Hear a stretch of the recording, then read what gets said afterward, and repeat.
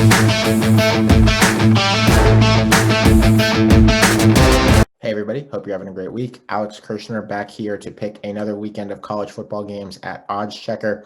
We've been having some success here lately, folks. The last 2 weeks, 18, 11, and 1 in the picks made on this website on college football games. I have been above 500 every week this year except week 4 when I was 5 and 7. I have taken a couple rough beats in games where I thought I was going to get a cover or going to get a total in my favor, and it just didn't quite happen. But overall, pretty happy with the results and committed to continuing to follow the process all the way to the window as often as we can in this very weird season where we're all just kind of trying to get the best handle we can on this very weird sport, a sport that is hard to figure out even in normal times, and that's even harder to figure out now. This week, I want to start us in the Big 12 with what is every year the Big 12's most anticipated game. That, of course, is the Red River rivalry shootout, whatever you would choose to call it, between Oklahoma and Texas. I have Oklahoma as a 2-point favorite in this game. That had been a 3-point line with Oklahoma as the favorite. It's gone down in some places to around 1.5 points. I have it at 2, so it could have been better, could have been worse. For me, I think that in general, Oklahoma is still a much stronger program than Texas. And so on a neutral field at less than a field goal, I'm going to take Oklahoma pretty much every time. There is a lot of weirdness in this game. Both of these teams have just been absolutely terrible at tackling for the last couple of weeks. Texas, of course, lost at home to TCU last week. Oklahoma has lost twice in a row, which has become very rare for OU, to Kansas State and Iowa State. I think that there is a good chance that this game is kind of a mess and it's not especially well played. But I really believe in Lincoln Riley's ability to fix things on offense when they're not going well, and Oklahoma's offense has not been entirely in gear. Spencer Rattler, the great redshirt freshman quarterback, has made a few more mistakes than your typical Oklahoma quarterback would make or that we've come to expect under Lincoln Riley. I like Riley's ability to work with Rattler, make a few fewer mistakes this week. And while I don't think Oklahoma's defense is going to be particularly good, again, the benefit here is that Texas' defense under Chris Ash, the former Rutgers coach, appears that it has never practiced tackling. So in a game that I think is not quite a toss-up, where I'd favor Oklahoma just slightly, the line reflects that, and to get it inside a field goal is something that I feel pretty good about. And if not, then obviously Oklahoma's season is going to be very much in tatters after just a couple of weeks. In the SEC this week, a play that I have in a game that is subject to some weather uncertainty, and we hope that everybody in the Gulf region stay safe with some of the storms that are anticipated, severe storms that are anticipated throughout that region this weekend.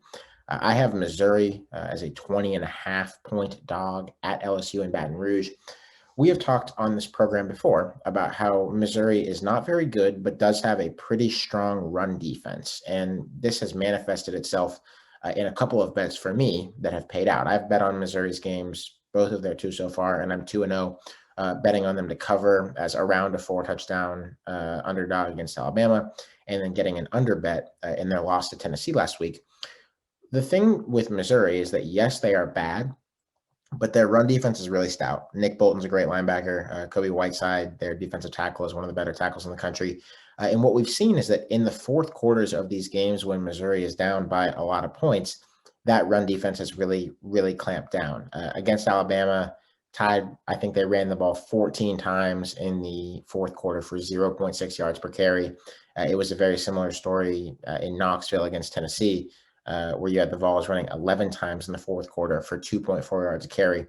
And in the Bama game, Mizzou won the fourth quarter by 10 points. In the Tennessee game, they were able to limit the total number of points scored in that quarter to just 7, which preserved the under. I like, given where this line is at almost 3 touchdowns and at more than 20, which is not quite a key number, but is a useful number to be on the right side of. I think I'm going to place that bet again on Mizzou's run defense to just be stout enough to kind of speed the game up and get a cover. I don't think Mizzou is good. This is not really an endorsement of their quality this year. I think it's quite possible that they do not win a game.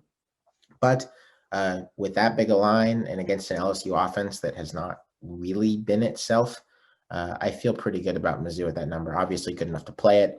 Elsewhere in the SEC, in the Tennessee-Georgia game in Athens, I have the under at 45.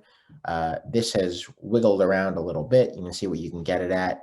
I think that I've beaten the line value on that, so you might need to be playing a number that's a point or two lower. I think I would do it at anything north of 42. I would play the under because you don't want to be somewhere where if a game has 6 touchdowns and extra points, you lose. But my rationale here is that Kirby Smart's dream game is one in which he wins by 3 scores and doesn't even score 30 points.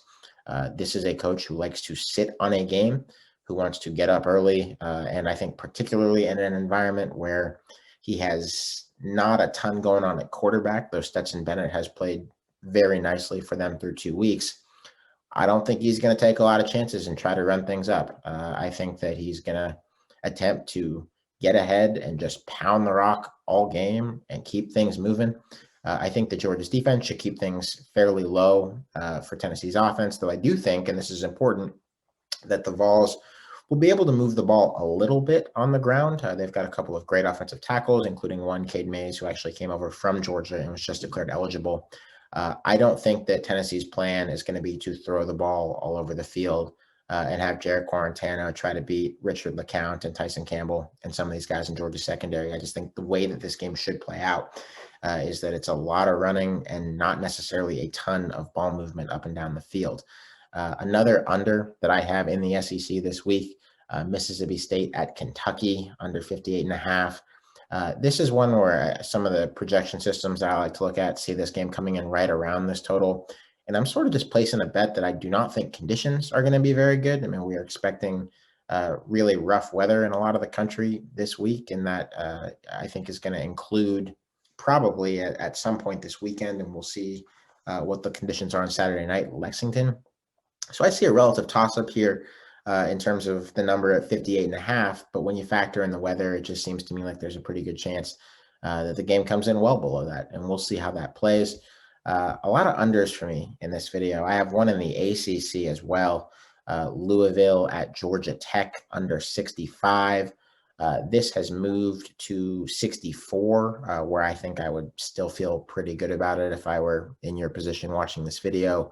And you might even be able to still find it 64.5, 65. I grabbed this one on Monday. I feel a little bit uncertain about where we are going to find 65 points in this game. I like Louisville a lot. I've talked about that here before. I think they have a lot of good offensive weapons, but they didn't look particularly hot on offense a couple of weeks ago at Pitt. Pitt's defense is very good, but does not appear, after getting beaten up a bit by NC State, to be as good as it appeared then. Malik Cunningham, Louisville's quarterback, was injured in pretty scary fashion at the end of that game. He's back at practice. All the things that I have been able to find about him are good, positive indications that he will play. But I'm just a little skeptical that this Louisville offense will be fully operational. And Georgia Tech has not scored more than, I think, 21 points in any given game this year. So maybe you think Louisville gets into the 40s, or maybe you think that Georgia Tech drastically exceeds what it has been able to do so far. But both of those things seem like they would have to happen in order for this game to go over 65 points, even to me to go over 63 or 64. So I feel very good about that under.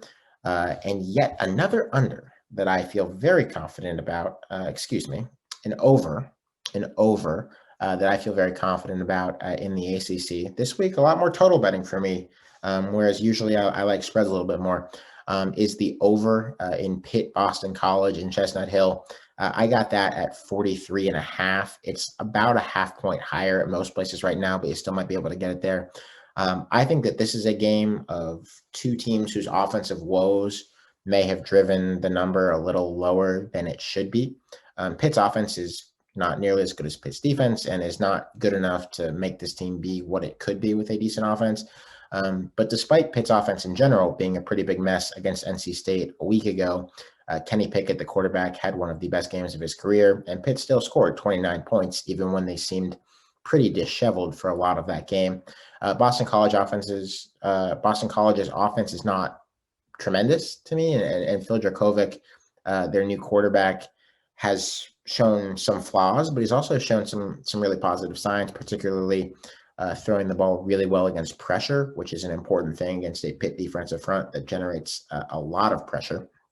And so uh, at a number that low where, a 24-21 game gets you there, and pays this bet out, I just feel pretty positive about it. I mean, that's a low number for almost any college football game, and I don't think that these offenses are quite pitiful enough that that is a justified figure.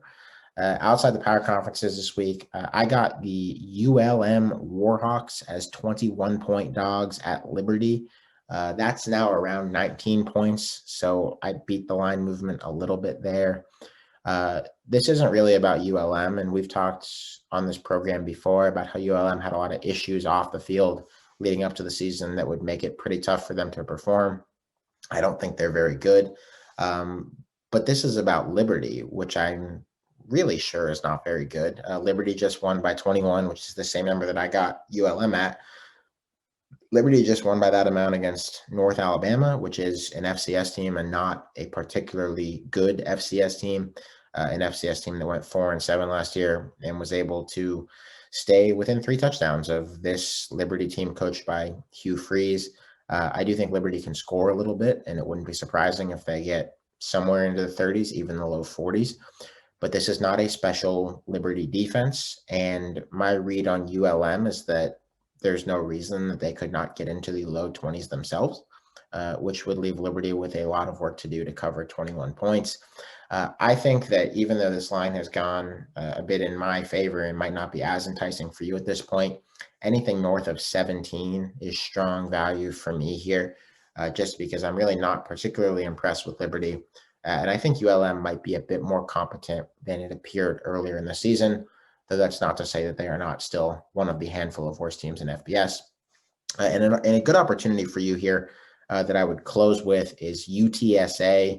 I have the Roadrunners plus 34 at BYU. That has actually moved against me to 35, and you have an opportunity to get a better figure than I did there. Folks, I think BYU is great. I think that they have a strong chance of going undefeated, though they have made that harder and harder for themselves by continuing to schedule new games while the season is already in progress. Zach Wilson is a great quarterback. They are great on both lines. They kind of look like men against boys, in part because they're way bigger and in part because they really have like 26-year-olds playing against teenagers in some cases. They're good. This isn't an indictment of them, but I just think that BYU might be overvalued from a betting standpoint because of how badly they have outplayed their spreads so far this year.